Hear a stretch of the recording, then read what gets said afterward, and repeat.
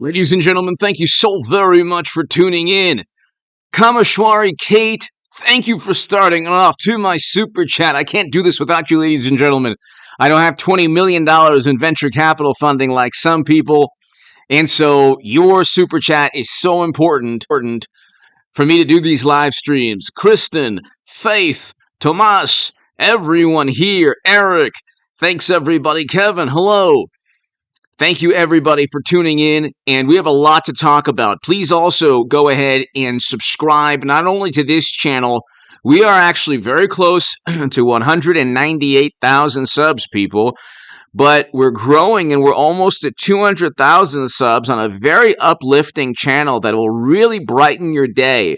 It's the Nuclear Confrontation and Stock Market Crash channel, and I have a wonderful, wonderful segment today on there. You'll love it. And I also have the oil prices 150 Bitcoin 10K recession channel. Unfortunately, all of those three predictions will sadly be correct. So hit subscribe to all three channels, to my super chat. I can't do this without you. And thanks everybody for tuning in. We have a lot to talk about. Now, Hillary Clinton personally approved plan to share allegations with press in 2016, campaign manager says. The allegations were not true, okay? The allegations were false. They were the epitome of the news, the news that Democrats are so worried and media is so worried that people learn about. News that is not accurate. News that is fabricated. News that is manipulated, information that's manipulated. They're so focused on mis or dis type of information. I speak in an algorithmically friendly manner at all times. So they're just so worried about information that is not accurate. And that's why they obsessively fact check everything, because God forbid you'd be suspicious of them. Well, Robbie Mook, one of the top people in the Clinton campaign, along with Mark Elias, pointed the finger directly to Madam Secretary. Marissa Gray, hello! Marissa Gray, hello, thank you so very much. JG, hello. Kameshwari Kate, thank you again. So, JG, hello. Marissa, thank you so very much for becoming a member. Thank you. Kameshwari Kate, starting off the super chat, I appreciate it. So, we know, ladies and gentlemen, they were spreading information through media that was not accurate. We know from the first Durham trial, the Sussman trial, which, by the way, was a success when you look at the testimony. Okay, the testimony was important, and it was important for future indictments. Okay, Trump was not personally, he wasn't speaking to media outlets and funneling lies against Clinton or even Joe. Okay, when Trump talked about Hunter's emails, he was telling the truth. Now, when they impeached him for pressuring another country, the president of that country literally refuted the accusation. Okay? So, we have a situation where media was complicit. Media was being fed information about Trump that was inaccurate from the Clinton campaign. It was not accurate. It was the mis or dis type of information. I know that's a very bizarre way of phrasing things, but you'll have to work with me on this. There's a method to the madness. Okay?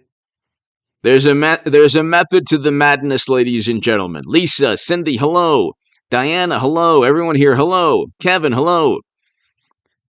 Eric, Luke, hello. They are guilty of everything that they claim Trump is guilty of. Now, Trump never told anyone to commit criminal acts, nor did he organize a plot to overthrow, if you can believe this, the United States government. That never happened. You'd have to be a complete imbecile to believe that. Okay? That never, ever happened. And we have a huge problem in this country when people are just okay with that. Like, the average person does not understand or does not care or does not know. The average person doesn't know that Clinton personally approved false, derogatory information against her direct political rival with the help of media. This is a fact. Climb BMX, hello. This is a fact. This is a fact that nobody really wants to acknowledge. And also, according to the Inspector General report, you had media working alongside agents in a manner that was inappropriate. Dare I say, corrupt. So, what do we have? We have one political side being able to disseminate false information against their political opponents, and nobody in the media is outraged. This is why half the electorate will always vote for Donald Trump, because they understand what he's up against. If you do not adhere to the sensibilities of morally superior liberal Democrats, and we're seeing fractures, ladies and gentlemen. They're going after Hollywood celebrities now because of just statements that would have been quite normal 3, 4, 5 years ago. You're seeing fractures within the left. It's kind of hilarious. They're turning on themselves. But they set up and framed Trump with the help of media. They funneled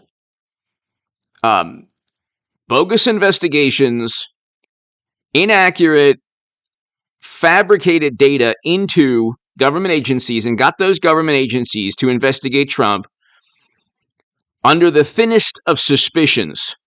That's what William Barr said, and he's not a big fan of Trump. William Barr talked about the thinnest of suspicions. So let's just go ahead really quickly. Hold on one second. Thinnest of suspicions.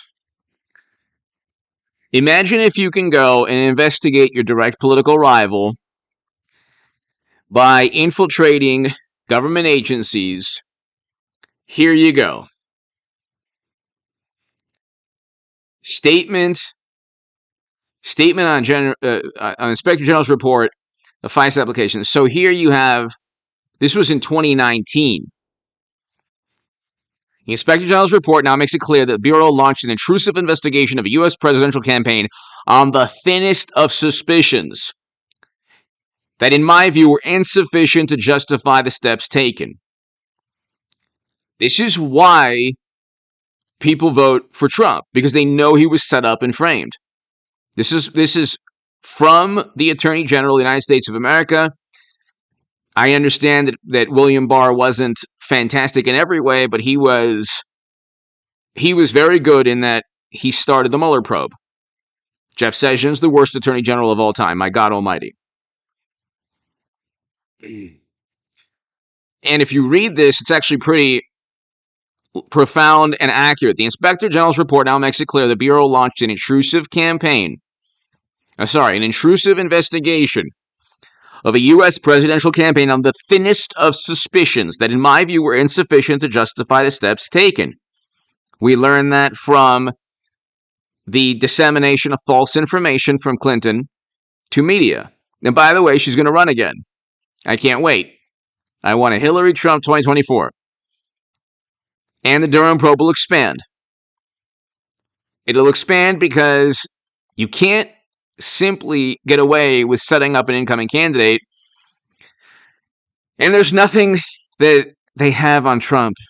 He should have already announced his campaign. I don't know what he's waiting for, because there's always the chance that Merrick Garland just indicts him on something he didn't do, just like they investigated him on something he didn't do, and then just take advantage of the media, the hysteria and the apoplectic coverage in media. It is also clear from its inception the evidence produced by the investigation was consistently exculpatory. Consistently exculpatory. The evidence vindicated Trump. It never implicated him. There was no evidence. There was a dossier and a stupid meeting with Alexander Downer, an Australian diplomat, who, by the way, is yet to be... I don't believe he's ever testified in front of Congress. You'll never get a show trial like the committee hearings you see now with Joseph Mifsud or Alexander Downer testifying. Because then they'll backtrack everything they claim to initially say to the Bureau, just like Joseph Mifsud backtracked. So, they started an investigation because a person linked to Bill and Hillary's foundation stated that George Papadopoulos said things he never said. Again, hearsay and gossip. And there was an exculpatory audio tape that was withheld from FISA judges. And Kevin Kleinsmith withheld evidence just to continue the investigation of Carter Page and George Papadopoulos. So Durham is 1-1. But Rome wasn't built in a day, so you have to wait. I mean, we're in a recession right now. We will see the economy continue to deteriorate. Unfortunately, we'll see an AIG and Lehman Brothers moment. Unfortunately. I don't say that with glee. I don't want that to happen. But you have to understand the arrogance and the hubris. Democrats don't care. Like many Democrats, not all, many Democrats don't care. Never Trumpers don't care. They don't like Trump's personality. They don't realize he was set up and framed. They don't realize that he was accused of things he never did. They're like an 8th grade class that goes after a student just because they don't like his personality and accuses the student in the most insidious manner of doing things he never did. It's just a whole bunch of people in the cool crowd going after somebody they think they can pick on. The problem, however, is that Democrats think that Trump is this menace and this bully. He actually isn't a bully. It's media and Democrats who are bullying him. He fights back, and they don't like that. And they say, well, he insults people. Yeah, okay. And Democrats utilize government officials, outgoing administration government officials, to investigate an incoming candidate, which is worse. The moral plane, the plane of morality that they live on is like very warped and twisted. They can utilize government agencies, blame the usual suspects. It's another country that wants you to know how bad Democrats are. Yvette Moore! Hello, HA and fellow peasants. Hello. Kameshwari Kate, hello. Yvette Moore, hello. Thank you so very much, Yvette. Thank you. Thank you, Yvette. I hope all is well. The Golden Moo. JG. Bud, hello. Stephanie, hello. Quate. I hope I'm pronouncing your name correctly. Hello. So, an outgoing government administration investigated an incoming president, and suddenly, somehow Trump, who was the victim of all of this, is the biggest obstacle to democracy. How on earth, like, Comey, Strzok, McCabe, Clapper, Brennan. By the way, it's hilarious. He's trying to sue Lisa Page and Peter Strzok, but he can't find them, which is hilarious. Nevertheless, the investigation and surveillance was pushed forward for the duration of the campaign and deepened the President Trump's administration. In the rush to obtain and maintain FISA surveillance of Trump and campaign associates, Bureau officials misled the court, omitted exculpatory facts from their filings, and suppressed and ignored information, negating the reliability of their principal source, which is hilarious because look how they treated Clinton and top secret intelligence. So, you had Clinton with top secret intelligence on private servers, and Comey was giving Clinton every single benefit of the doubt. Every single benefit of the doubt. Dan, hello. Jay, hello.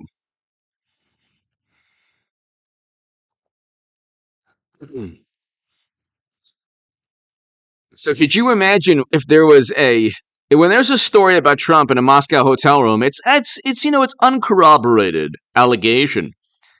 If you had Joe well, first of all, you'd have Hunter in many hotel rooms, but if you had Joe in a Moscow hotel room, it would be a baseless claim, a lie, the definition of a lie. And you see the way any accusation against Trump must be believed. Kavanaugh must be believed. If it's against Joe, we don't know. There's conflicting reports. They went after the accuser of Biden. They went after her employers, her life. They tried to tear her down. You're talking about the most vicious and vile journalists that would never do that if the accuser was accusing a Democrat. If the accuser was accusing Trump. Anyone accusing Trump or Kavanaugh or anyone who's conservative or Republican is championed as this like a virtuous, pantheon of justice and nobility and goodness. But anyone accusing a Democrat, oh my goodness. I think the New York Times had the audacity to say, if you make an accusation and lie about it, you can go to prison. Like, yeah, that also pertains to people who make accusations against Trump. But to the way morally great many, not all, but a way a great many morally superior liberal Democrats think, they're wonderful people, highly educated, Credibility is a subjective, objective claim. But now, because of the partisan nature of American politics, it's purely subjective. It just depends on what side of the political spectrum you're on. But again, the standard of credibility is different for Democrats. If you have a bureau informant testifying against the foundation, saying that, oh, by the way, Uranium One lobbyists were trying to bribe Bill and Hillary and Democrats into helping further foreign policy, the foreign policy of our mortal enemy, apparently, then it's, oh, well, that's just his word. Okay, Douglas Campbell was an informant, very courageous man. He testified in front of Congress. You can look that up in the Hill. But apparently that's not good enough for Democrats. But Cassidy Hutchinson, very, very honorable person. Why? Because she relayed third-party information against Trump. Nothing that she heard personally, like Douglas Campbell, but third-party information. Then there's Tony Bobulinski. Tony Bobulinski is Hunter's business partner. Okay? I mean, it's not difficult. See, the thing is, you need political will. Republicans still have too many never-Trumpers. There are too many never-Trumpers within the Republican Party. That's all going to change when they're primaried out. And they're all basically primary. They're going to be, or they've been primaried out. So, nevertheless, the investigation and surveillance was pushed forward for the duration in the rush to obtain and maintain surveillance of FISA of Trump's campaign associates. Bureau officials misled the court, omitted a critical exculpatory facts from their filings, and suppressed or ignored information. While most of the misconduct identified by the Inspector General was committed in 2016 and 2017, a small group of now former Bureau officials, the malfeasance and misfeasance detailed in the report reflects a clear abuse of FISA process. Okay, so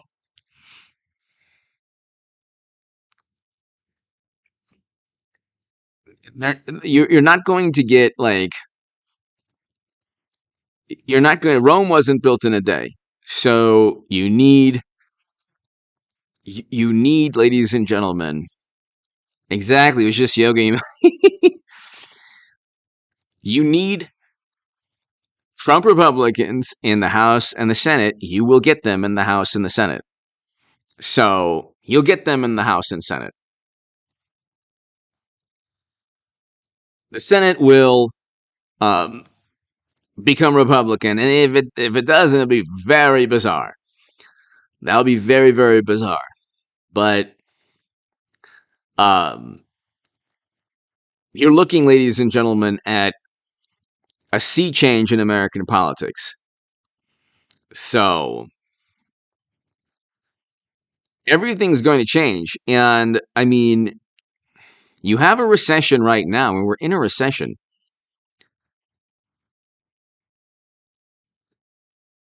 Um, Oil will go back up very quickly, by the way, just like interest rates will go up.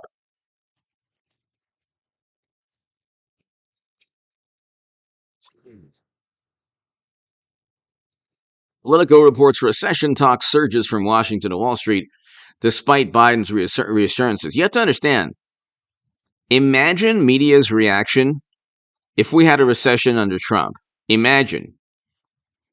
Imagine media's reaction. And on a side note, why is it that every tragedy, I'm just going to be YouTube for every single tragedy from some madman who wants the notoriety, why is it that media gives every single insane person that commits a crime against humanity, literally, every single time media gives this insane criminal media coverage, the exact media coverage the person longs for?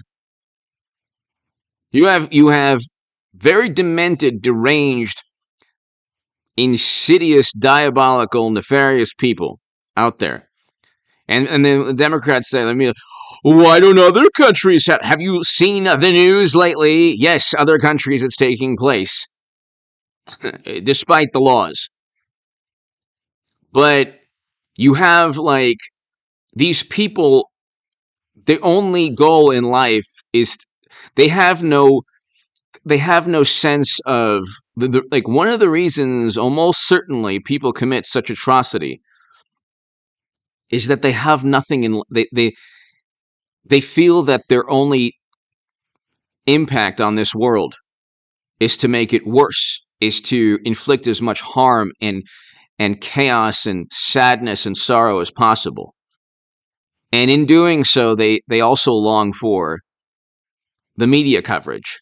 But media doesn't understand that. It's just so that's why you have the same types of people doing the same types of atrocities. These people are they want to, for whatever reason, you can look at, like, the same, it's pretty much the same life experience from these people. They want to inflict as much damage as possible, and then they get the media coverage. And the media is completely oblivious. It's almost as if, especially CNN and MSNBC, they're almost complicit. Exactly, JG. It's the same thing. That's why these people, when you have a madman, and I get into, like, debates, like, with, wonderful, wonderful Democrats who are, like, family members, okay? And I don't even debate this I don't really get into a debate, but, like, if there's a fleeting discussion or quick discussion, they say, well, if we just ban this, everything will be okay. I'm like, no, because a criminal doesn't abide by laws. Also, that type of human being is not going to be dissuaded by a law. They will find a way to commit as much carnage as possible. You have to, A, respond with reciprocal force, but B, you have to also ensure that media doesn't elevate these people to the notoriety they long for. They long for notoriety. That's what they're trying to find, like, some kind of, insidious meaning to their lives. And the meaning they're trying to attain is, I'm speaking in roundabout terms for a reason, obviously, but the meaning they're trying to attain is one that's linked to endless sorrow and suffering and sadness. There's like no discussion. Yvette Moore, they've never had a real jobs. That's a problem. Exactly. That's a big issue too. That's a big issue too.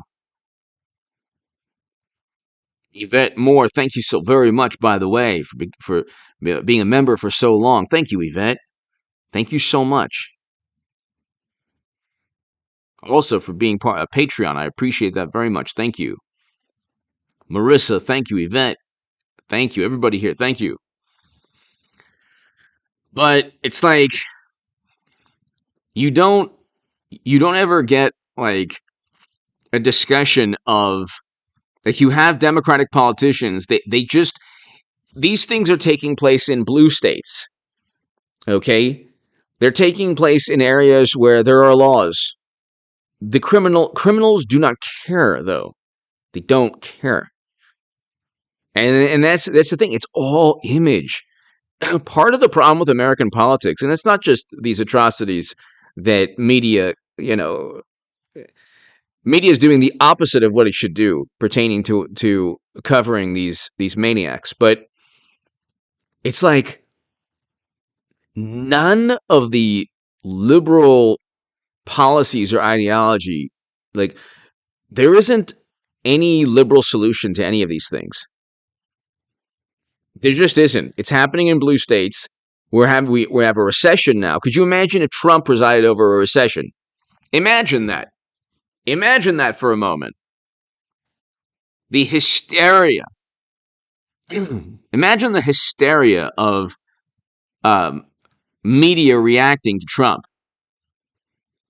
during a recession.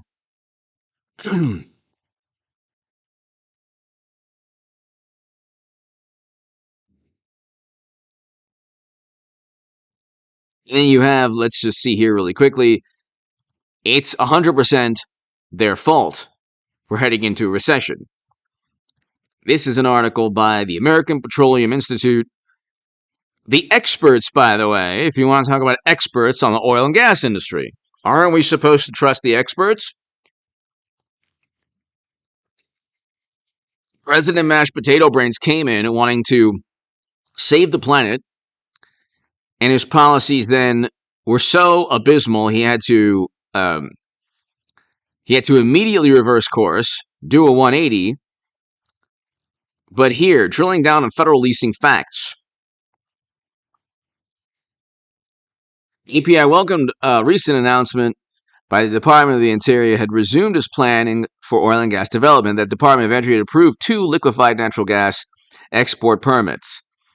Similarly, comments by Energy Secretary, urging oil companies to produce more right now where and if you can, were encouraging.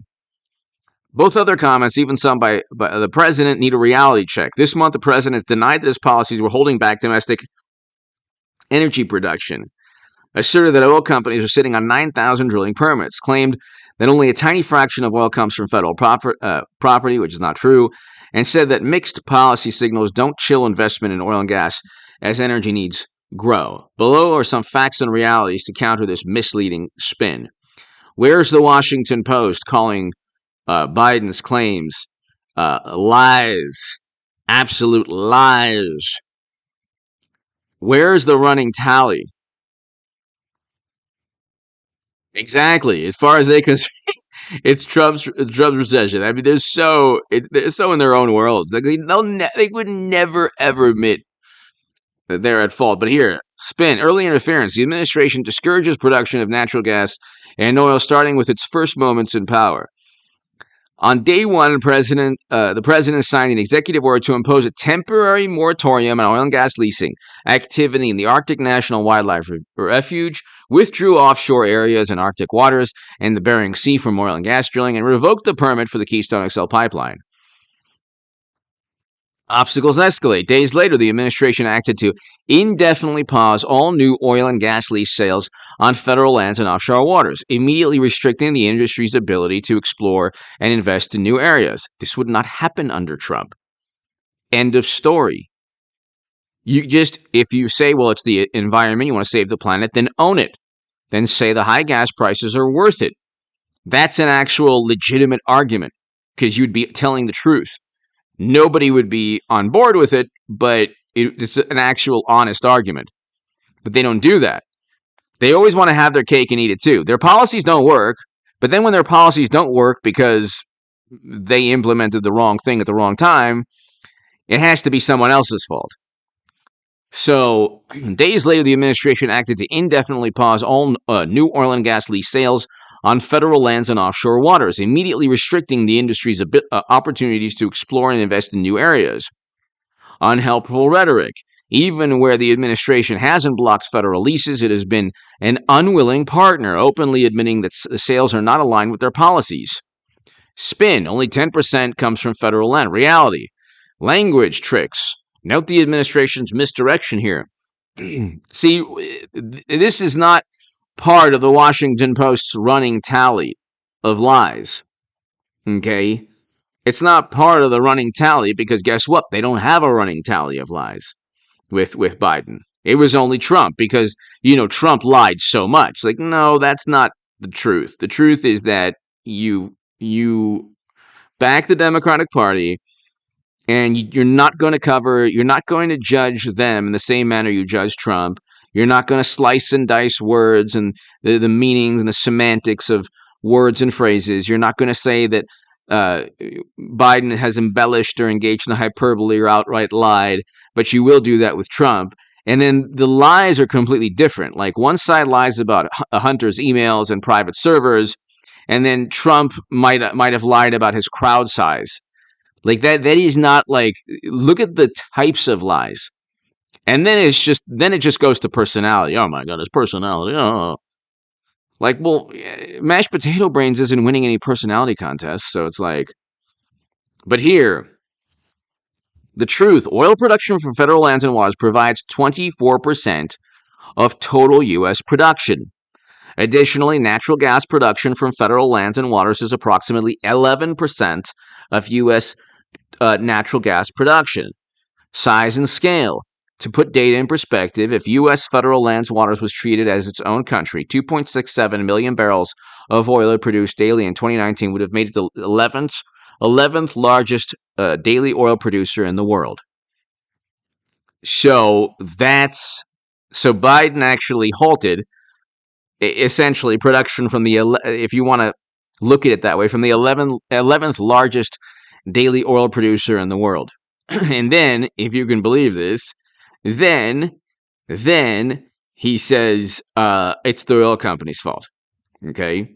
Spin. Oil companies have 9,000 unused permits. See, that was also a lie by omission.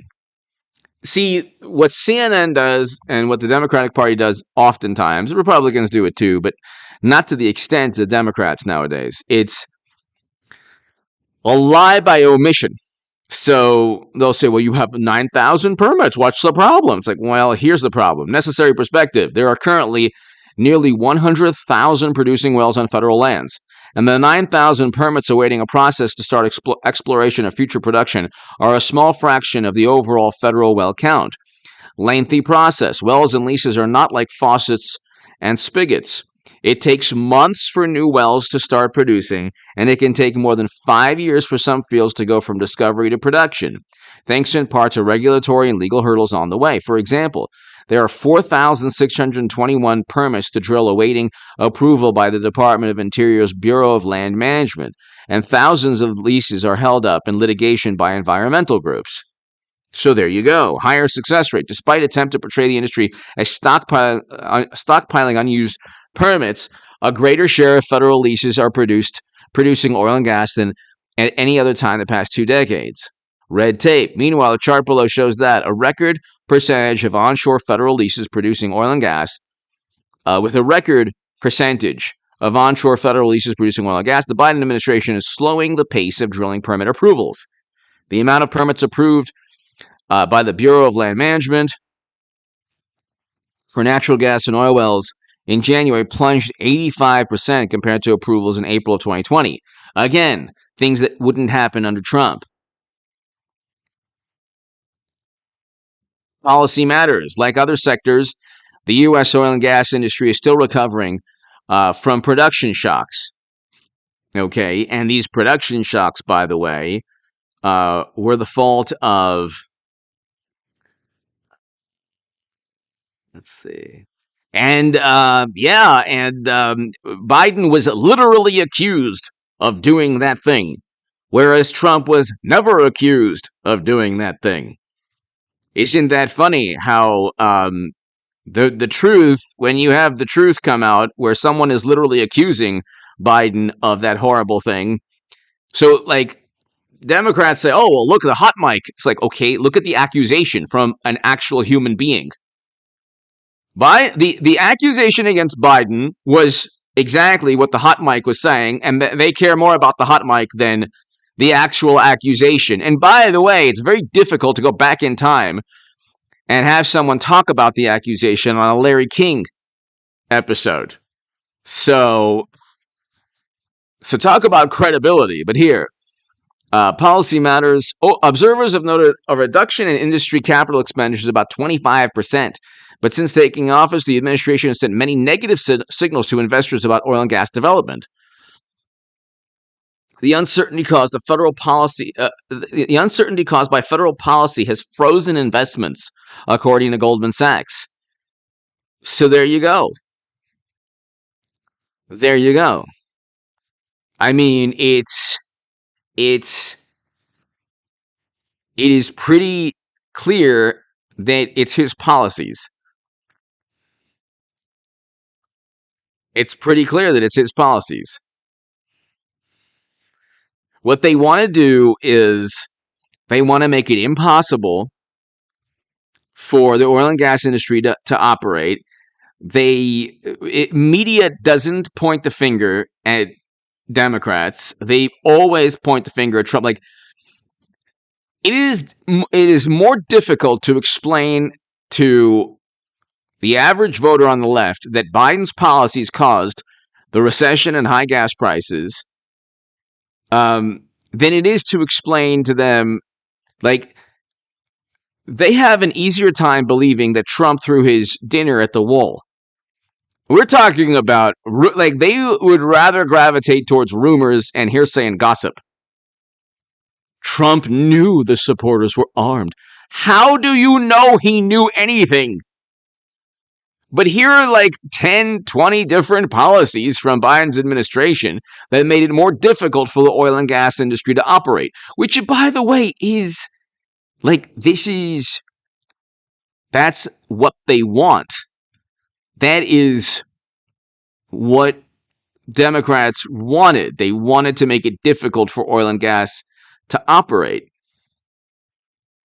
That's exactly what they wanted. So, and here you have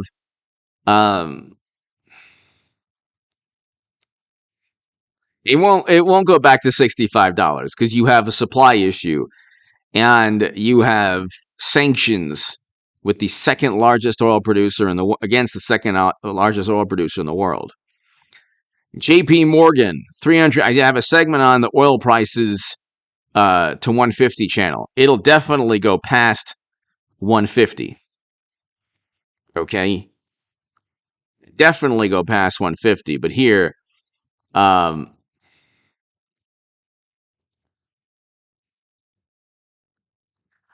prices could reach stratospheric $380 per barrel if you know who cuts supplies further. Moscow could reduce exports in response to the proposed cap on oil. If they reduce 5 million barrels per day, okay, a 3 million barrel cut to daily supplies would push London's crude oil prices to $190 a barrel. A reduction of 5 million barrels a day would translate to $380 a barrel. That's 380 pounds, but $380. So there you go. There you go. Stratospheric 380. And the thing is, it's like, they don't see this. Like, this is not the issue. This is not the big problem. The big problem, ladies and gentlemen, is um, Trump throwing his dinner at the wall. That's the huge problem.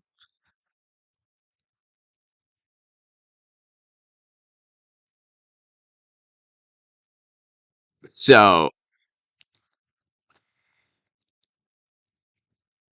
JP Morgan see stratospheric 300. It's not going to hit 380, but it'll definitely go over 150. Although it could hit 380 if I mean that's going to be like that would be that would be unfortunately a depression.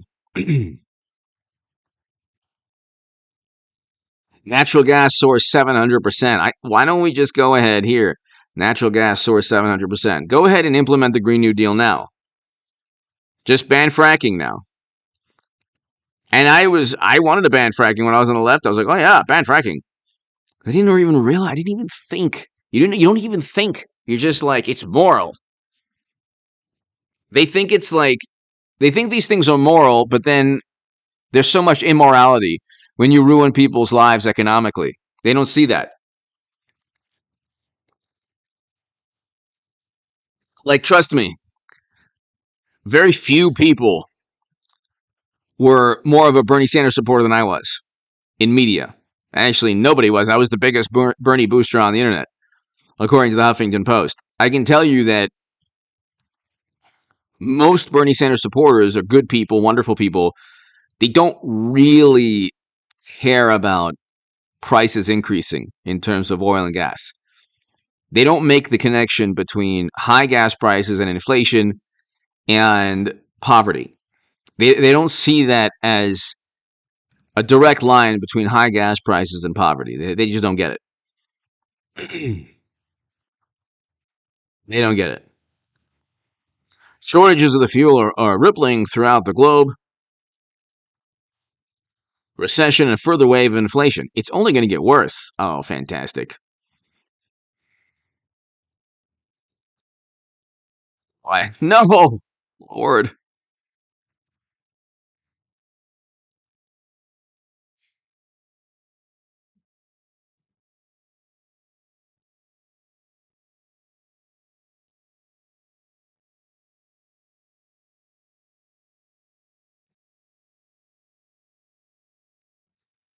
So, let's see.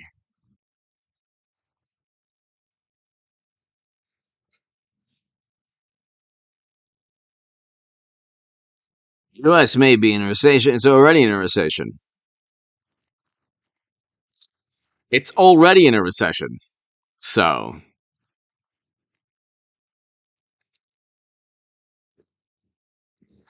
JG, hello.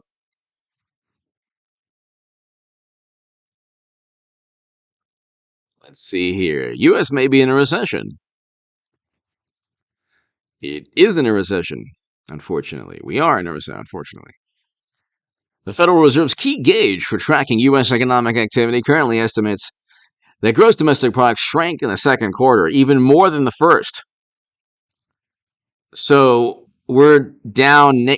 We're down negative 2.1%. We're down 1.6% in the first quarter. So this is bad, very bad.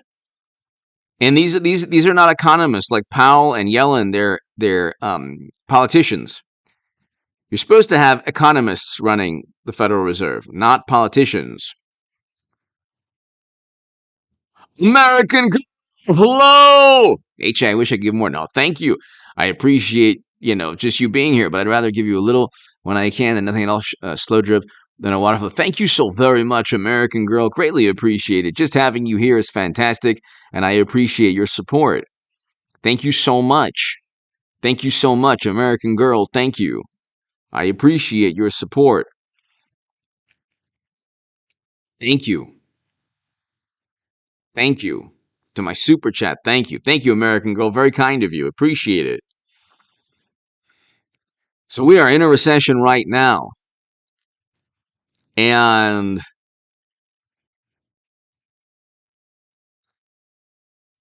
I don't see like media is dominated with like you type in Trump.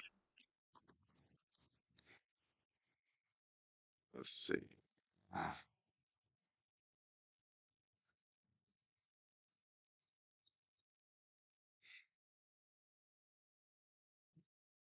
Trump probe. Oh my goodness. Trump appraiser fined $10,000 a day for not producing documents.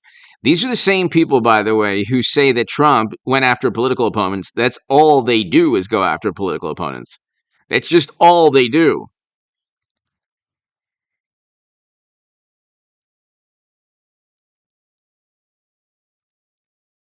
I mean, it's like, let's look Trump here, and then Biden.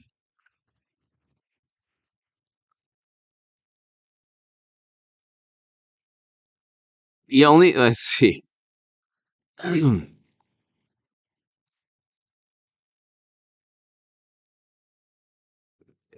Nothing. The country is in an economic recession. We're in free fall in terms of the economy. There's atrocities everywhere. Crime's up. And look, you can't. There's a zero negative coverage. Where there's no negative, nothing going out. No Hunter's emails. No nothing. Nothing. The Fifth Estate. Hello, AJ. Hello, and thanks for some truth from Canada. The Fifth Estate. Thank you so much. Thank you so much, American Girl, Fifth Estate. Greatly appreciated. Thank you. Thank you. To my super chat, thank you so much. Fifth Estate, greatly appreciated. Thank you so much. It's just unbelievable. Fifth Estate, American Girl, everybody here. Look at this. You can't find, can I get any negative coverage? Nothing. Nothing. I can't even get anything on Biden. Nothing. Oh my God. And now let's do Trump. Literally has higher favorability ratings than here. Trump organization. I guess you know what. Guess you can.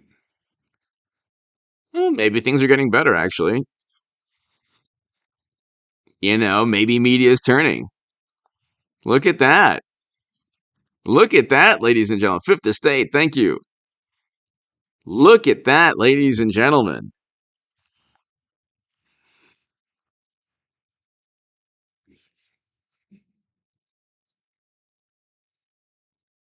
Who just says he and Biden are mad about Sky?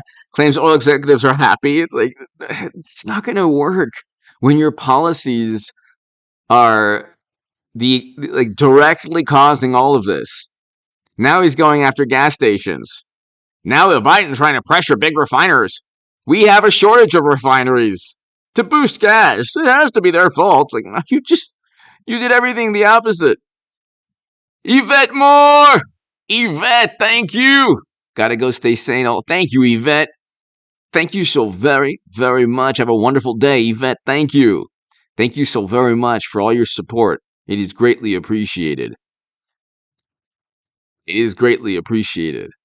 Fifth Estate, thank you again. American Girl, thank you. Yvette, you're awesome. Thank you. Have a great day.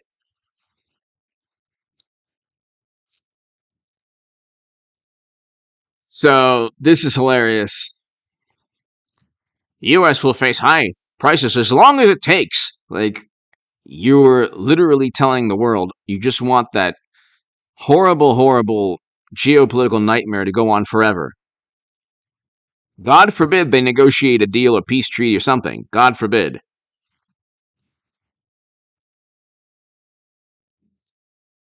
Biden tells oil executives to cut costs for Americans. Like, no, your policies caused this, buddy. Your policies caused all of this. Then he can't take uh he can't take responsibility for his failed policies. So that's why he's getting sued by environmental groups.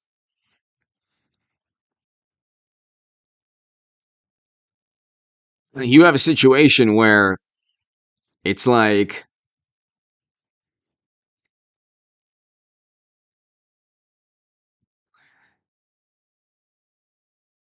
exactly they came in here Biden came in.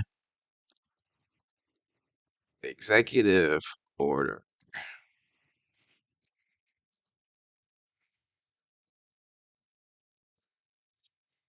First thing he does, suspends oil and gas leasing.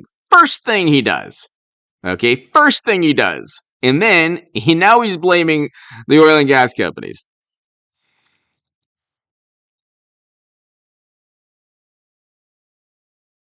So,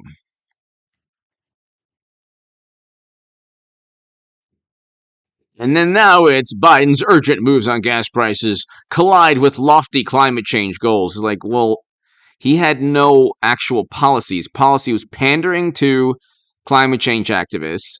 Now he had to reverse course because the initial executive orders that he signed were so detrimental to oil and gas prices, he had to reverse course, and now he's getting sued by those same environmental groups. So he did this. Like, it's this is the thing. Own up to it. Own up to it. What's this?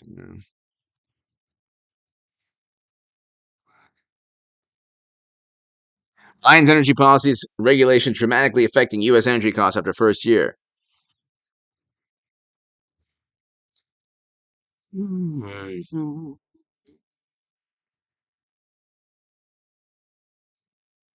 Biden's actions have done virtually everything possible to limit the availability of domestic energy sources and increase the price of fuel. There you go. It's true.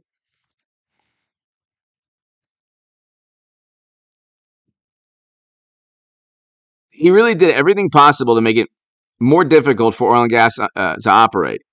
Herschel Ballard! Hello! Wyoming has enough proven coal reserves to supply electricity for the U.S. for 400 years. Herschel, that's right. Herschel Ballard, thank you. Climb BMX!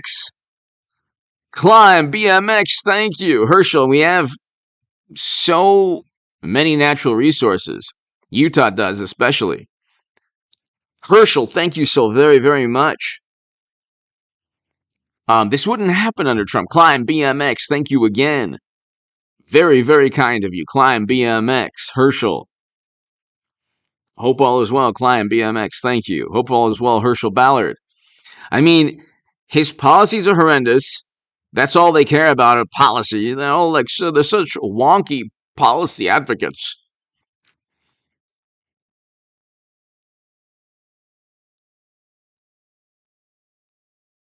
So let's see.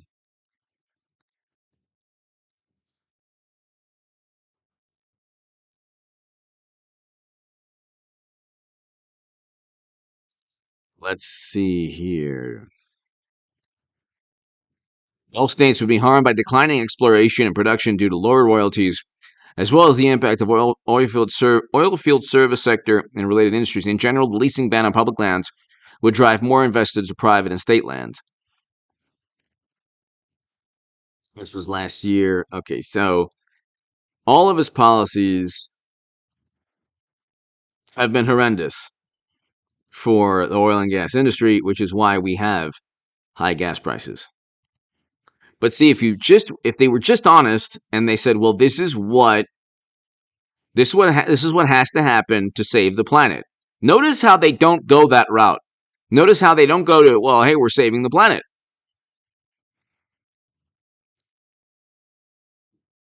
And now he's just going back to square one. Infuriating climate activists, Biden expands oil drilling on public lands after he wasted a whole year banning drilling on public lands. The man wasted a whole year. Okay? Wasted a whole entire year. So, it's like,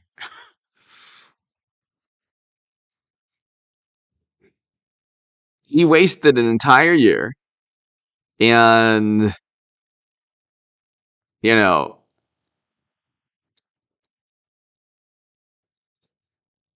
he wasted an entire year, and now he's blaming, the oil and gas industry.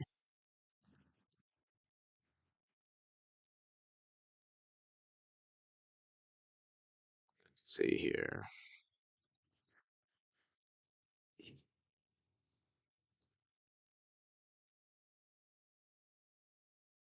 Exactly. Eagles farewell tour. Yeah. Uh,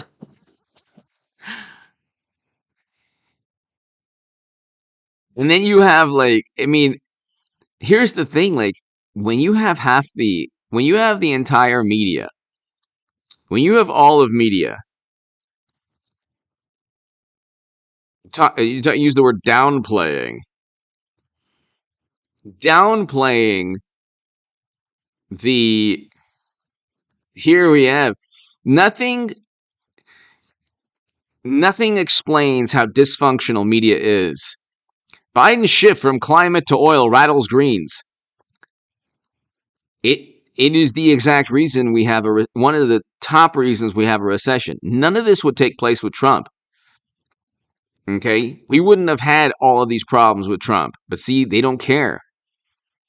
They just don't care.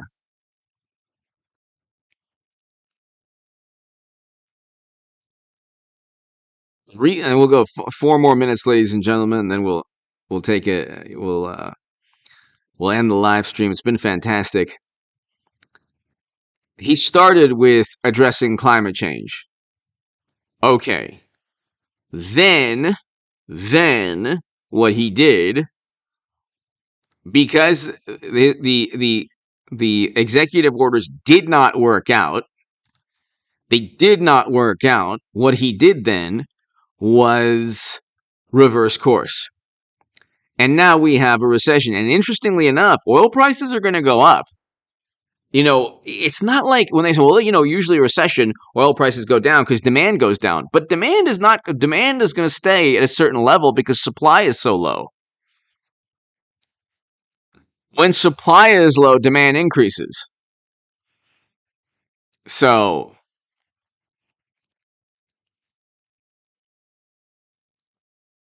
demand is the key here. You have oil producing countries that are not producing oil, and it would be very interesting to see what would take place if you know who limited production.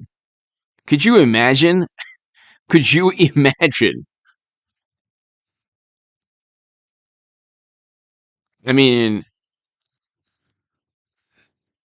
we're looking at layoffs, and this is like, what does this have to do with the Durham probe? If if you're watching this for the first time, you lasted the whole hour. The Durham probe special counsel is going to expand. Hetty Lamar, hello, good night. Thank you, Hetty. Thank you. It's going to expand alongside Republicans who take over the House and the Senate. So, so, ladies and gentlemen, thank you so very, very much. I think we're going to call it an evening. And I can't thank you all enough, everybody. Thanks, everyone. Have a great, great evening. JG, everybody here to my super chat. Climb BMX, Herschel, Yvette, Fifth Estate, American Girl. Everybody here. Thank you so much, everyone. I will see you tomorrow. Be here tomorrow. I'll probably do a live stream. I'll try to do it a little earlier, maybe 8 o'clock. But be here tomorrow, ladies and gentlemen. And definitely subscribe to the Nuclear Confrontation channel. I have a very important segment tomorrow. And the oil price is 150. Herschel, thank you again. Everybody here, thanks so much. See you tomorrow, everyone.